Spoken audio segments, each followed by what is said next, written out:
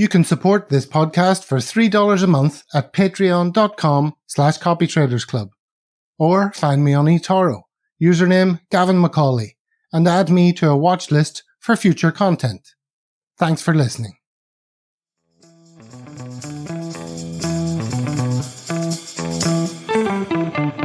Copytraders Club, where you can learn how to make better decisions and more money copy trading. I'm Gavin Macaulay, my name and username on eToro. My aim as an eToro enthusiast is to demystify this new and uncharted world of copy trading, understand what are the pitfalls and best practices, and how ultimately to succeed as a copy trader. Here we go.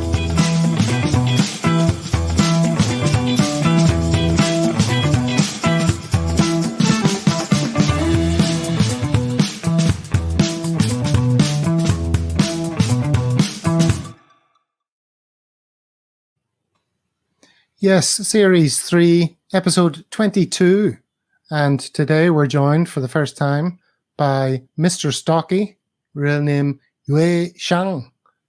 And I understand I can call you Jet. How's it going? Good, thanks, Kevin. Thanks for having me at the Clubhouse. Oh, well, it's great to have you. So Jet is the name that people use most often when addressing you? Yes, it's the easier version to get people to pronounce my name, especially since non-Chinese speakers find it quite difficult to pronounce my first name. Okay. And you're in Singapore? I am. Oh, well, before we get too far into it, you've just said it's good to be at the Clubhouse. For the sake of our audio-only listeners, I'm going to have to get you past reception and into the VIP room. And you do that by answering a series of quick-fire questions. Are you ready for those? Let's go. Username on eToro? Mr. Stocky. Date you joined eToro? It was in September 2020. Date you became a popular investor? I believe that was during the month of April 2022. Year of birth? 1983. Place of residence? Singapore. Profession? Full-time trader. Briefly state what you aim to achieve on eToro. Attractive returns for myself and, of course, my copy traders. Name one of your investing heroes. I guess my all-time trading hero would be a gentleman called Richard D. Wyckoff, known for the Wyckoff method in terms of technical analysis. Okay. Name one of your favorite investing books. Reminiscences of a Stock Operator by Edwin Lafleur. I can't pronounce the surname, the French surname, I presume. Okay. Well, that's a new one to look up for me. Okay, Jet, that completes the formalities. Again, for the benefits of those who are listening only, let's proceed through into the VIP lounge. Yue Zhang, Jet, aka Mr. Stocky, are you ready for this magical transition? I am.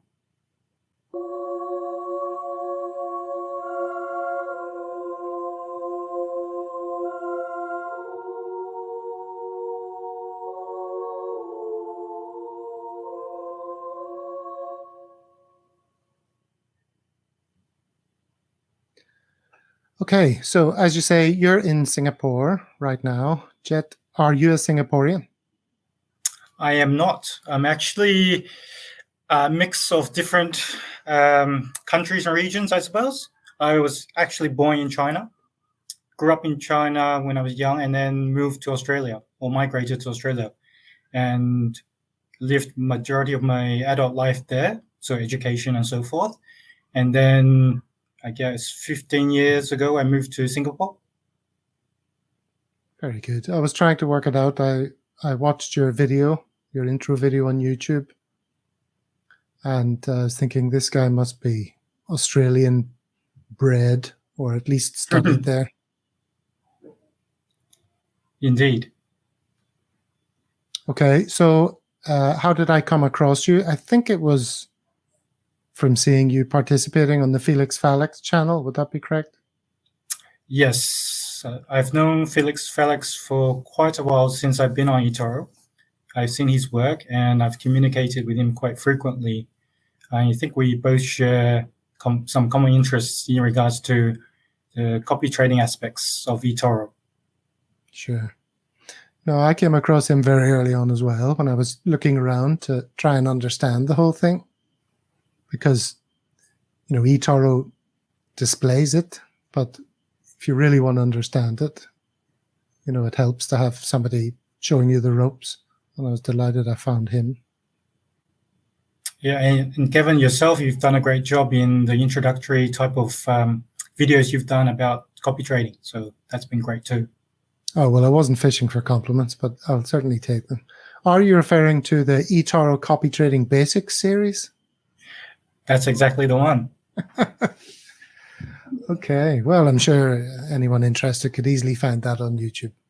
All right, so let me see. Why don't we get to know you a little bit better? Well, we will get to know you very well as we chat during this conversation, all about your professional background, your approach to investing, how you manage your portfolio. So we're going to be hearing lots of talk of things that you're good at, your strengths. So let us know something you're very bad at.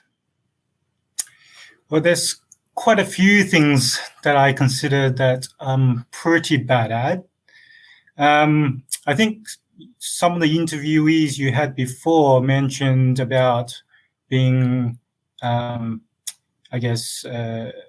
at doing hands-on things at home. And I'm definitely one of those person that's not very practical in that regard. Yeah. So that's one, but maybe that's similar to many others. So maybe I'll think of another one. I guess one that really gets up my goat is timeliness.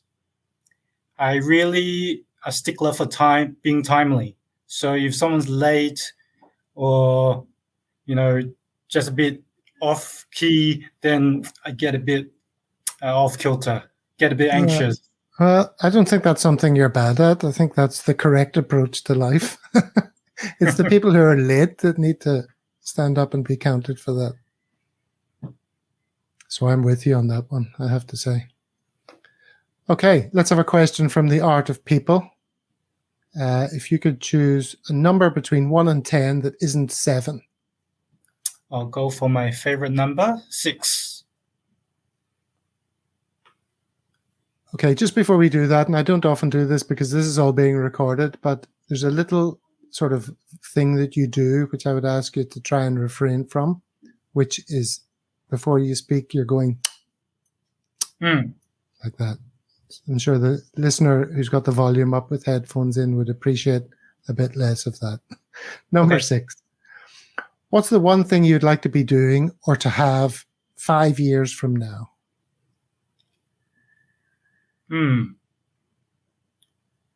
Well, front of mind would be, of course, a lot of copiers in my eToro profile.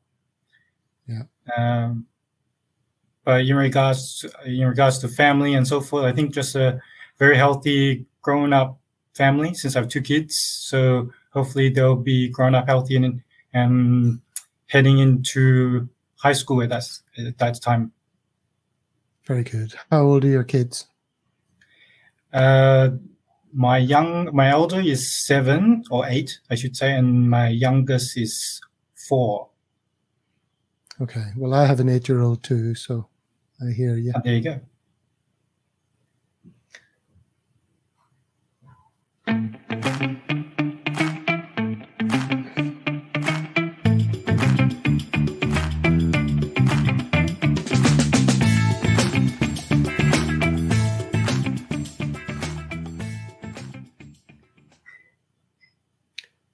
It's funny, when I play those little musical breaks, if I try and do anything else on my computer, the music kind of warps and sounds messed up.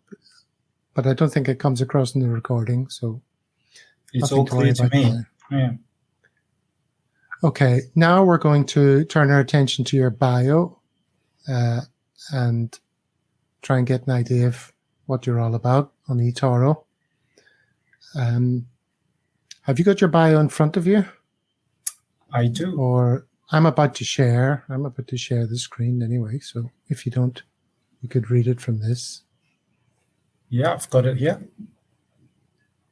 I'm a serious full-time trader who occasionally lightens the mood with some humor. 20 years of market experience. For 10 years, I was a business development manager for one of the largest hedge fund managers in the world. I gained trading and investment insights from some of the best hedge fund managers in the world. I hold a master's in finance and bachelor in actuarial studies in accounting, and I was a former CAIA charter holder. I use a strict rule-based strategy that trades short-term price action. Rules remove as much discretionary or knee-jerk emotional decision-making as possible. You can find more details of that in my pinned posts. You may not get my humor, but you get my returns. And if you want to contact me, you've got the website and the Instagram. Very good. Well, we'll have a look at those a little bit later on. So you describe yourself as a professional trader. Now, a lot of people on eToro describe themselves as professional traders, but you certainly seem to have the professional and educational background to back that up. A BA in actuarial studies and accounting. I have a sister who's an actuary, and people always used to say to her, that's for people for whom accounting is too exciting. I suppose you've heard that before. And yes, indeed. A master's in finance. You're also a former CAIA charter holder. That's the Charters Alternative Investment Analyst Association. That's right. Correct? That's right. Tell us, what is that? Well, it was one of the qualifications we could get because I was involved in the hedge fund business. So that was a particular qualification that suited my role well during my corporate days. And basically focuses not on the traditional asset classes like mutual funds, property, real estate, but more on the private equity side, hedge fund side, and the less liquid side of investment markets. And your professional background all played out in Australia, is that right? Yes, although I did get my CAIA in Singapore when I was in my corporate job here. Okay. And where did you grow up in Australia? I moved around, but primarily Sydney is where I spent most of my high school and adult life. Okay, lovely, great place. Also, the viewers will have seen on your bio a little bit that you didn't read. 19th of August 2022, obtained International Certificate in Wealth and Investment Management Level 3. That's the CC qualification, is it? Yes, that's the requirement needed for elite popular investors. And you did it while being a PI on eToro for that purpose? Yes. Okay. Given your background, did you find that a walk in the park? Well, actually, I thought you would be. But then when I went through the whole book a few times, the textbook, and then I was ready to do the sample questionnaires. And when I did that, I found that I got around 50% correct. So that, based on the requirements, would have been a fail to get that certification. So I think what was the cause of that wasn't just wasn't because I didn't have the background, but it was the framing of the question that was kind of different to my mindset when I approached the actual study of the certification. So it was a bit of change in the mindset and how they approached in questioning the student in that regard. So I had to adjust, and I guess I made it through okay. Okay, and another thing you mentioned in your bio is this idea of getting your humor you like to infuse your posts and activity with a bit of humor here and there, a bit of levity? I do now and then, although from what I have gathered over my 2 years of experience on eToro is that it doesn't always come through as humor. Some people do take it seriously. So I've been a bit more careful in how I highlight my humor, which is towards the darker side, I must admit. So it's not just funny jokes. It's satirical in nature. Let's put it that way. And have you any examples of things that you were saying, thinking it was obviously a joke that people took seriously? Sometimes I say that, I'm the best trader since sliced bread. And then in the comments, the person says, you're definitely not. So I'm not sure they got it from it was just a title just to grab attention rather than promoting myself and my ego. Yeah, I was thinking about that, how it's probably fair to say there's a lot of PIs on eToro that are very keen to come across as serious professional investors and traders, so much so that they really purposefully avoid it at all costs, anything that looks like humor or anything other than extreme seriousness. And maybe they're not really what they say they are. Whereas if you're the real deal, you're a bit more relaxed about it. You can be prepared to use a bit of humor. You know what I mean? Yeah, I try to be myself. That's just my nature in the way I communicate. I like to joke around a bit and not take it so seriously. Just trades that I take seriously, and everything around that, I try to relieve it with a bit of humor. Okay. All right. Well, let's look at the humorless vista of your results. Let me add those to the stream. There we go. Okay, so the reason we're talking and the reason I guess that you have risen in prominence is because of the last couple of years. 2022, I'm looking at almost 22% return, and then 2023 year to date, the same, 22%. Do you want to talk us through your full results there, starting from September 2020? Because the 2 years I just mentioned were preceded by 2 years of minus figures. Just talk us through those. Yeah, initially when I looked at eToro as a platform for copy trading, I noticed that the majority of popular investors were long-only investors. So the plain buy and hold type of value investor, if you want to call it that. And I thought if I wanted to be a different type of popular investor that can attract copiers, I needed to do something different.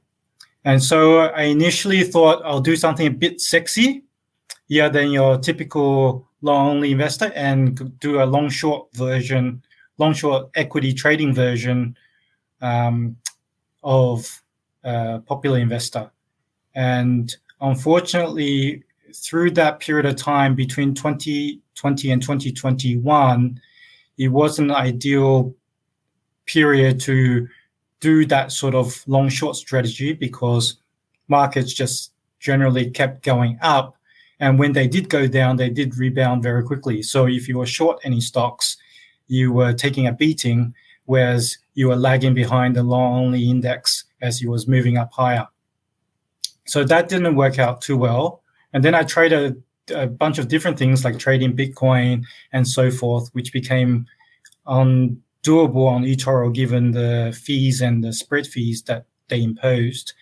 And at the start of 2022, after taking a break between November and December the previous year, I reconfigured my approach to do something that I've always been pretty good at, but I thought it would be not that exciting for copiers in that we would focus on just trading indices. And I decided to do that at the start of, or towards the end of January, and it's worked out pretty well so far.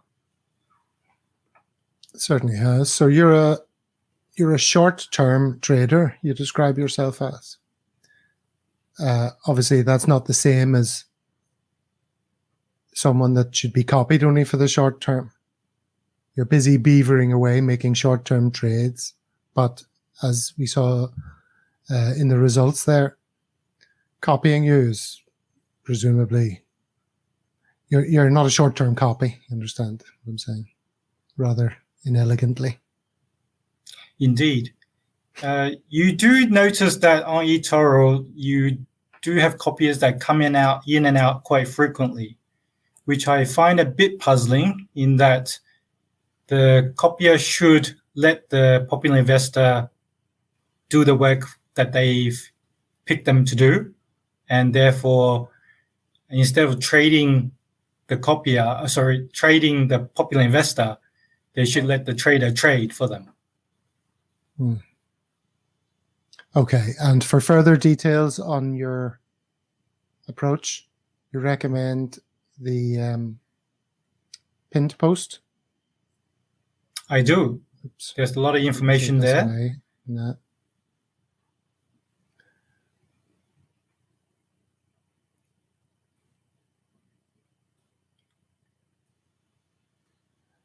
Let's just run through some of the things that we normally do here, starting with your risk score.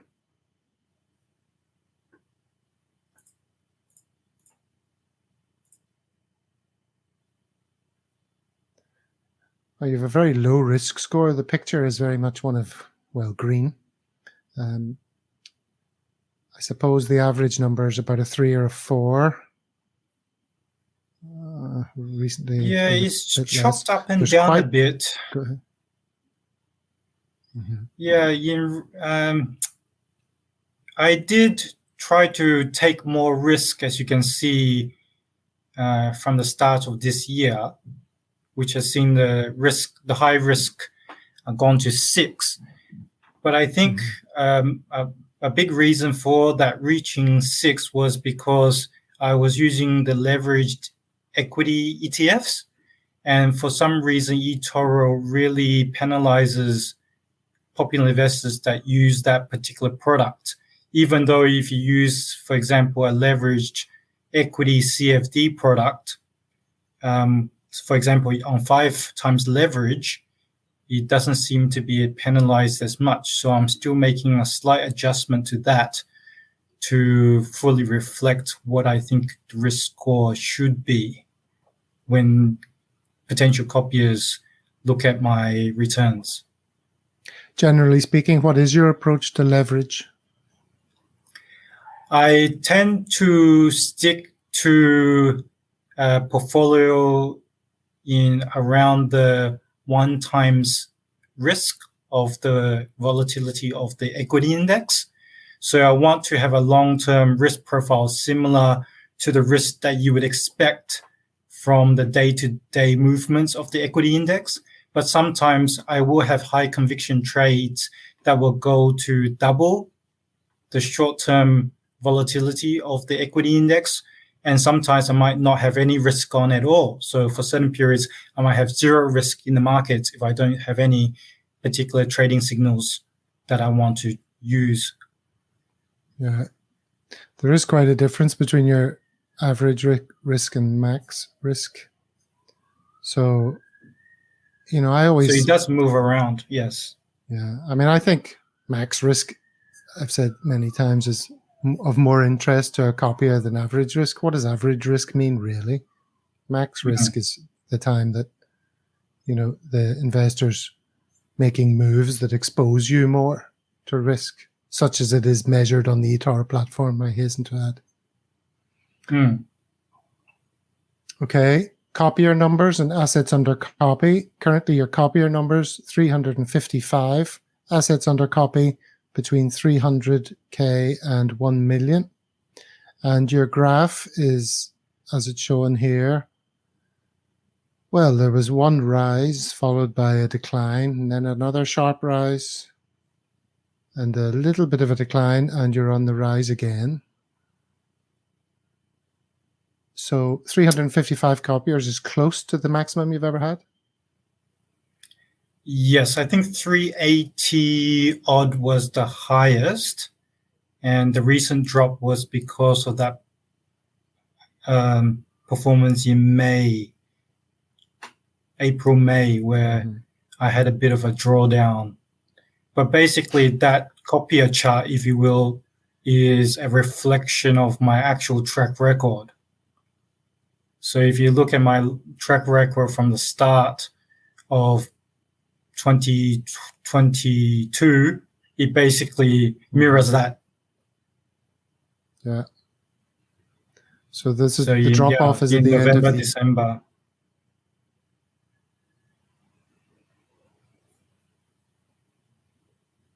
Yeah, the drop off in November, December. So I lost quite a few copiers during that period of time. Yeah. So that was the first dip, and then subsequently the second dip. Mm-hmm. And then trades per week and average holding time. Trades per week 5.98. Average holding time 4.5 days. Does that paint a good picture of your activity?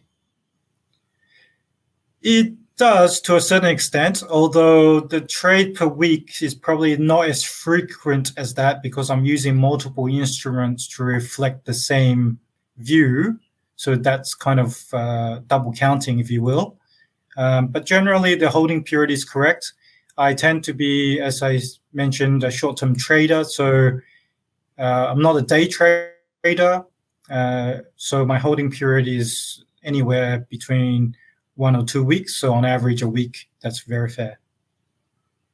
Okay. And we will get into your portfolio in a little while. And we'll see how that kind of stacks up with those stats. Let's talk about communication for a moment, if we can come back. You have a YouTube channel with one video, I believe. Is that right? Am I remembering correctly? A strategy Absolutely behavior right. video that explains a lot about you. I'll leave a link to that in the show notes if anyone's interested in hearing it all straight from Mr. Stocky's mouth.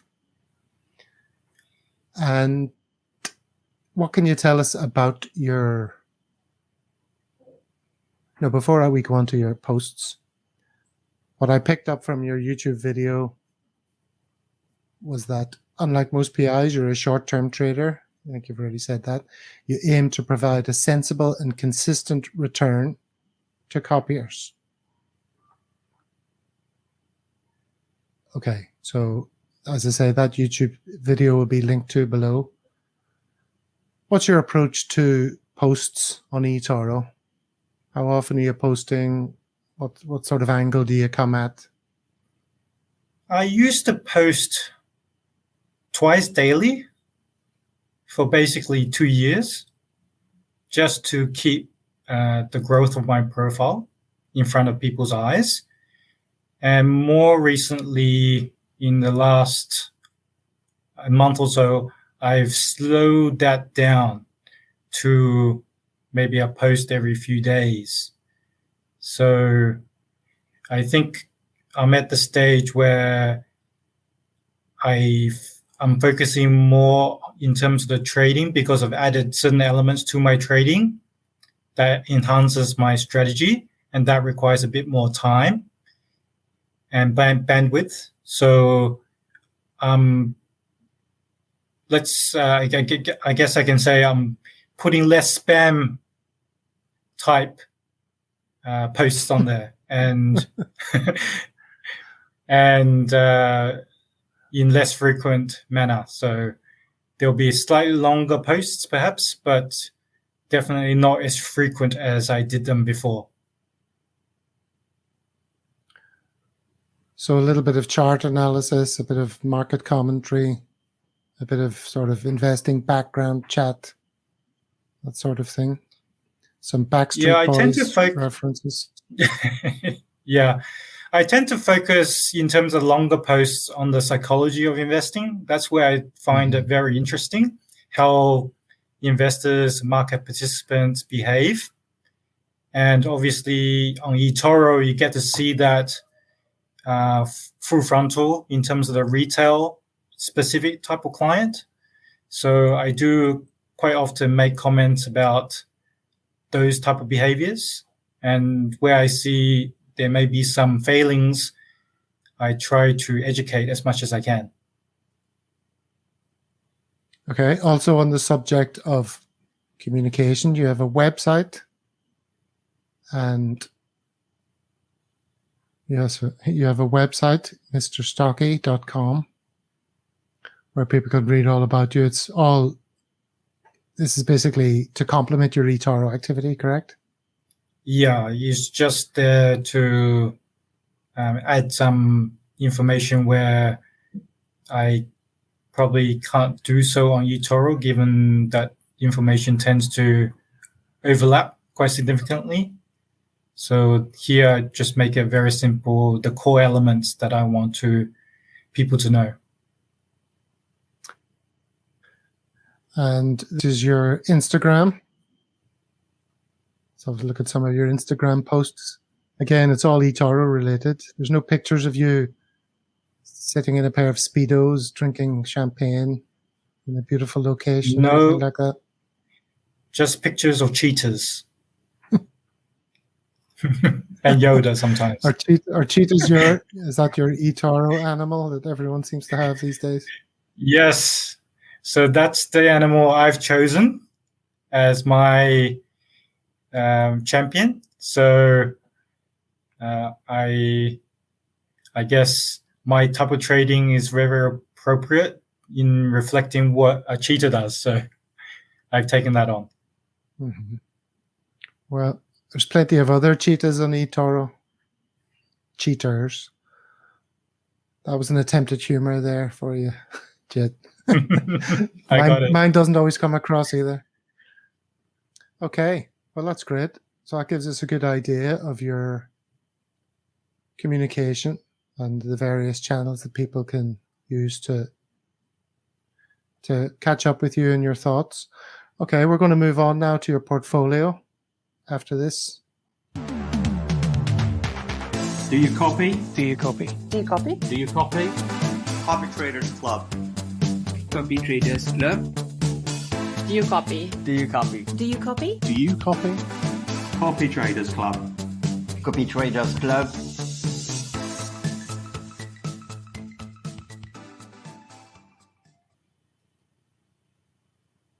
I've just opened your portfolio now for the benefit of the listener. Well, it's viewable for the benefit of the viewer. Okay, so a broad brush description of your portfolio would be indices almost 70%, ETFs 20%, stocks 12%. And you have a cash position currently of 54%. What does that say? First of all, the 54% cash position, is that normal, or is it because of where the markets are in your view? It's both normal and where I'm seeing markets at the moment in terms of the positions I want to have in the market. So typically you will see that balance move up and down. Sometimes you'll be zero, sometimes you'll be 50%, sometimes you'll be close to 100%. But yes, at the moment, I don't have a significant high conviction trade on. So that's when you'll see my balance near zero. So it's kind of a each way bet at the moment in terms of the market. Okay. And first thing that strikes me about your portfolio is it's very concentrated. You have 8 positions, which we'll get into in a second. That's the first thing. There isn't much in the way of desynchronization. I always like to look to see how much the invested column and value column relate to each other. Yours is pretty much aligned. Is that something you strive to maintain, or is it a result of you being a short-term trader? There's never enough time for these things to get out of kilter. It's definitely more of the latter. So because of the quick turnaround of my trades, typically I won't have a big desync issue in my portfolio. Okay, let's have a look at your positions. Your top position is you're selling the instrument SVXY, and that's with 21.8% of your invested column. Talk to us about that.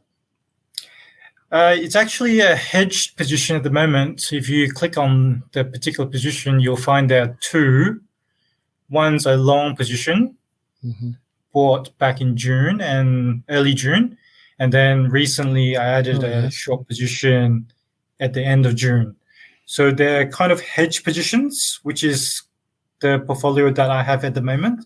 Overall, slightly short the market. So I'm looking for a short-term drop in the market, whereas I still have a relatively long position from the start of June, if that makes sense. Very interesting. Well, it makes sense, but I'll ask you to expand on that in a second, because if we go back to your portfolio, we'll see that positions 2 and 3 tell a similar story. Position 2 is SPY, a buy position for almost 10%.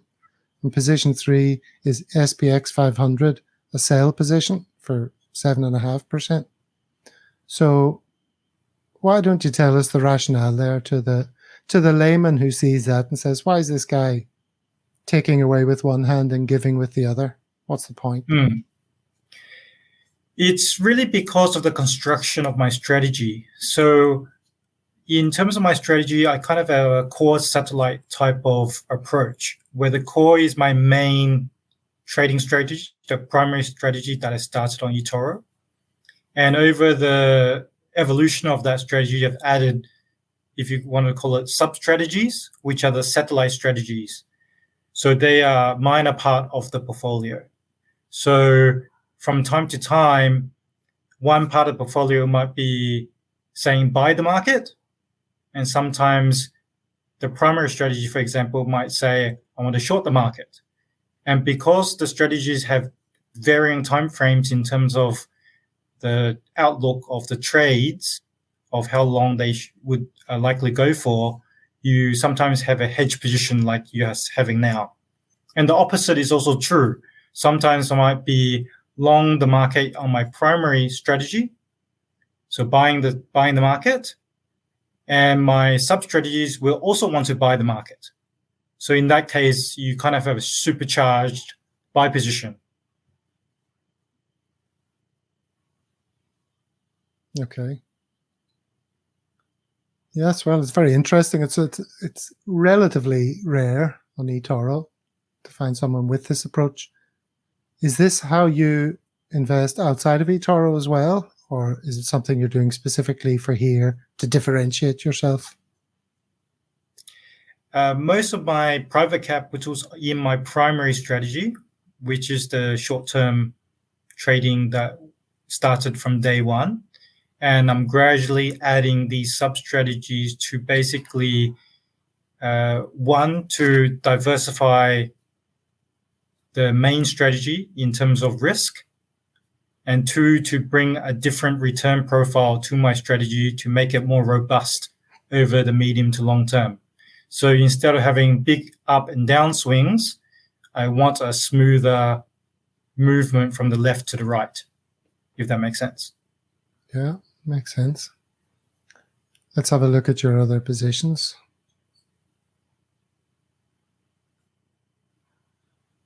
We have Chevron, selling position. These are all relatively small. These are all under 2% from this point forward. Microsoft, a sell position. ExxonMobil, a sell position. Pepsi, a buy position. And Duke Energy, a buying position. Yes. What can we learn from that? Is this a tertiary part of your strategy, or please explain that? Yeah, exactly. It's part of the sub-strategies. So one of the sub-strategies that I've developed recently allows me to access single name equities. So previously I've been 100% equities, indices focused. This sub-strategy allows me some access, a very small percentage risk use of risk to access single name equities. So the positions are small because they only make up a very small amount of overall of my risk use. So maybe in a good year, they may add 2 to 3% to my returns. So they won't be something that contributes significantly to my returns overall in any given year, but I'm hoping for that incremental return. So you're a market watcher. You every day check your signals and tell us about what those signals are and how many of them need to line up before you take action and that sort of thing. Yeah, so in terms of the primary strategy, it's based off market price action. So it's a bit difficult to explain because you need to have a certain amount of experience in the market to understand the movement of markets, if you will. So you need to be staring at the screen. So I've been in the game for over 20 years, on and off. So I've developed a set of rules or a sense for how I envisage price moves based on how other market participants position themselves in the markets in the short term. So I'm trying to take advantage of either joining the bandwagon if I see them jumping on into a particular sentiment or a trend, or go against the trend if I see that there's been a overstep or an extreme in market conditions, which I want to do the opposite of, which is a contrarian view. So I try to combine the understanding of where market participants are in the equity market, in my case, and then try to position myself in the short term to benefit from those movements. Okay, and I picture you now sitting at your desk looking at all these charts. Is all the interpretation done by you alone, or do you absorb all sorts of information from various sources of other market commentators? I try to keep it very simple. So I'm a technical chart-based trader. So you might see very busy charts that you might see on eToro or other traders that show a lot of indicators and so forth. But basically, all I'm using is the price chart, sometimes the volume, and I take a very deep look at volatility in markets, in particular the VIX volatility, S&P 500 volatility index, equity index. So those are my primary tools for analyzing and understanding how market participants are positioned. And so I try to keep it as simple as possible, not too many indicators. It's not a checkbox type approach. It's more an approach where I built up a significant amount of experience. And I know that in certain situations, what is the higher probability move in the short term. And I try to position that based on how high of a conviction I have. And the higher conviction, the more risk I put on. The less conviction, the less I put on. And the end result is what you see. Okay, in your YouTube video that we mentioned earlier, you say your strategy underperforms in certain choppy environments, but it depends on the nature of the choppiness. So I was thinking, well, 2023 so far has been choppy, but you've done well. So perhaps it's been the right kind of choppy for you. So this made me then look at, I want to look at what sort of volatile moves we've had, because you like volatile moves in either direction. And the longer a move lasts, the more you like it, correct? That's right. So let me do some screen sharing here and see if this all stacks up.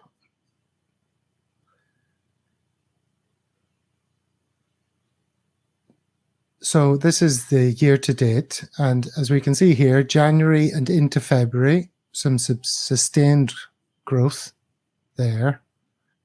So you would wonder, were there any returns here? And you had a decent enough, very good. In fact, January and February. And then March is quite a dip.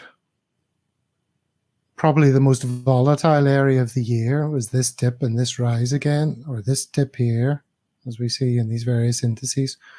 So when you look at that, check back to your returns. March was your biggest month with 10.35%. And then from that period, it's kind of been a up and down, maybe the wrong kind of choppiness by and large, perhaps until we get to the end of the year here, where there's a drop and a rise again. I couldn't see this one as clearly as the others, but not the end of the year, but June. June, you also had a good month. And where's June? This is June here. There was a bit of volatility there. Does it mirror as closely as I'm suggesting here when I look back at the volatility of the markets and your returns? Yeah, it can be a bit difficult to analyze my returns just based on the volatility of the equity index, but you're generally right. So where my strategy performs really well is in a high volatility environment where there are big moves in the market, but they are quite logical, or should I say non-chaotic. So it's not going up and down day to day on the spot, if you will. So as long as there's some momentum, some volatility, and there's a clear direction in the market for a few days, that's where I will benefit the most. Where my strategy would struggle would be in a low volatility environment where the market moves in a very narrow range. So if you imagine if I get a signal to buy and the price is at the top of that narrow range, then what happens is that it reverses. And then because it's reversed, it's an aggressive reversal within a very tight band, I then normally will get an exit signal. And when I exit, I will probably exit at the lower end of that band. So I'll make a loss, and then I might get a short signal. So I might take a short position, and then the reverse happens, and that's where I get chopped up. So that's the most difficult type of environment. Luckily, that doesn't happen very often, but it does happen. And that's also the reason for me building out and evolving my strategy with some sub-strategies, the satellite strategies, to basically help to reduce the volatility of my return during those low volatility periods where I struggle. Okay. Well, very good. Well, we could talk for hours, of course, about this and get you to get your charts out, but time is against us. We've got 5 minutes, or we're coming up on the hour relatively quickly, I think. So let's shift gears a little bit and talk about copiers. Who should copy Mr. Stocky? Well, I think everyone should have a bit of my strategy in their portfolio, because if I look on eToro, no problem. If I look at what type of traders or investors are on eToro, you've got traditional long-only investors, which is the primary type of investor here. There's some traders around, but very small in comparison to the population of long-only investors. So I think traders like myself do bring a diversification element in terms of the source of return to copy portfolios. And I think that's a very good reason why we should perhaps be considered as part of their portfolios. And what's the wrong kind of copier to copy you? Well, I don't reject any copiers. So I guess if the copier is trying to be a trader on a trader's portfolio, it can be a bit difficult because I'm jumping around all over the place at times. So that's probably not the way to go. It's probably better to sit for a month, a few months, and then take your profits if you want, or stay. Of course, my preferred way would be for you to, of course, to stay for the long term and reap the rewards over a long period of time. Okay, here's a question that might sound a little bit rude, but it's not intended as such. Jet, what makes you so special? Ooh. I think the question before kind of answers that to a certain extent. I wouldn't call us special, but I think we're different. And I think being different is very important in the world of investing. So if everything in your portfolio is moving up at the same time, then most likely you as the copier are copying popular investors that all do the same thing. And if markets change the way they move, then most probably also all your positions also move in the same way.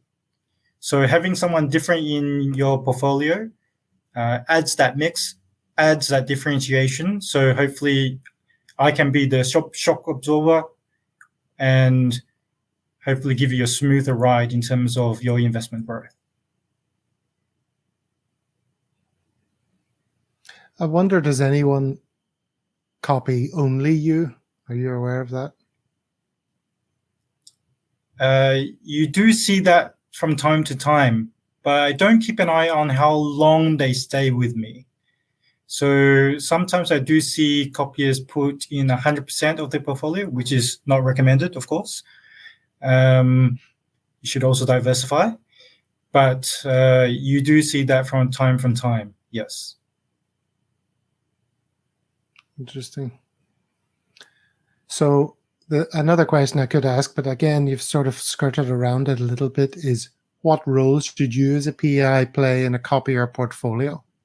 And how do you envisage the perfect copier portfolio? What does it look like? How many PIs? What kind of PIs? Maybe talk about that for a little bit. I think it mirrors what I do in that I think the perfect copy portfolio would be a core satellite approach. So a core portfolio consisting maybe of a handful of really high quality popular investors, a mix of traders, long investors, maybe in smart portfolios that eToro offers, or just a passive index fund. So that should make up the core. So that should provide you with the bulk of returns over the medium to long term. And then if you're feeling like you want to add a bit more risk to the portfolio, then you may want to, put a bit of crypto, put a bit of leverage traders or higher risk traders, if you want to call them that, or thematic type of portfolios like energy or tech, for example. So that sort of core satellite approach would be my ideal way of looking at how someone should copy. Very interesting. Okay, now let's turn our attention to eToro. I'm sure you've looked at the platform, a man of your experience. You've had a few ideas as to changes you would like to see. What would be the most significant ones? Well, from a personal point of view, I think the discovery algos on the eToro Discover page, I think they are not as smart in a artificial intelligence world that we live in. So I think they're a bit simplistic, and there's a lack of quality control in terms of the answers or the filtered results they spit out. So I'll leave it at that. But I think they definitely could be a bit more smarter in how they market the popular investors through the Discover page. Although they did recently remodel that page, but I think the algos weren't so much affected. They're still very similar to what they were in the last couple of years. So I'd like to see a bit more change in that area, a bit more quality control in terms of the answers they spit out.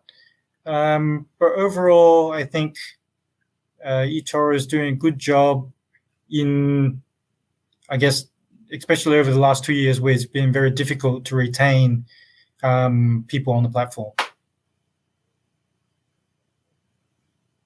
Yeah. Well, I'm glad you ended on a high note there. I mean, who's ever heard someone say that there's a lack of quality control on eToro? That's outrageous. Never let it be said. Okay. So, well, they're always improving. So, oh, yes, that's right. Always getting better. You're in Singapore, and I've interviewed quite a few people from Singapore, quite a few PIs. I wonder, do you know any of them? I see the next question here is, what other popular investor would you know best on a personal level? Do you know any of those guys? I don't know them personally, but of course I've come across them through your interviews and also what they post on the platform.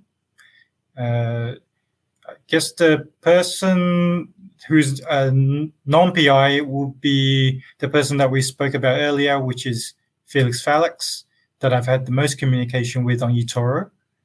Apart from that, I do have regular chats with some other popular investors, but I haven't met them face to face. Would you want to divulge their names? In terms of the popular investors I speak with quite often? Yeah. The macro analysts from Singapore, a multi-strategy manager that joined, I think last year.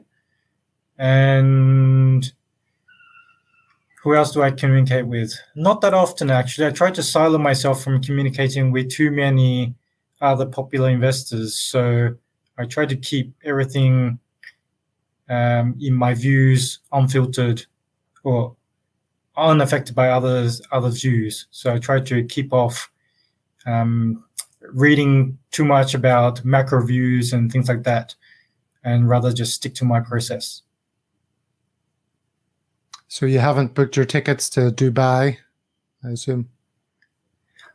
I thought about it. Would I go this year? I certainly thought about it very hard, but maybe not this year. We'll see how eToro progresses in terms of the platform, and if my profile rises a bit more, I think I will be there next time. Fantastic. Okay, well, look, it's time for the final question, which is, what's the one thing that you would have liked me to have asked during this chat that I haven't? I think you've done a pretty good overview of whatever I thought you would ask. So I think I'm pretty good in that respect. There's not one thing you're going to think after we stop record, I should have said that about myself. I should have painted that picture about myself. Let me have a think. No, I think you've covered all the bases. I think I've been able to say what I wanted to say, and hopefully that's come through on the video. And yeah, I really enjoyed the chat. Well, so have I, and it's been very interesting to talk to somebody with sort of a different approach, as you say, from many others on eToro. So it's been. I think that's the main thing. Sorry, I was just going to say, I think that's the main objective that I wanted to get through, is that I do have a differentiated approach. So if that's something you're interested in, then of course, check out my profile on eToro. Fantastic. Well, as I say, very interesting to chat to you today. Thank you so much for dropping by the Copytraders Clubhouse. Thank you very much, Kevin. It's been great.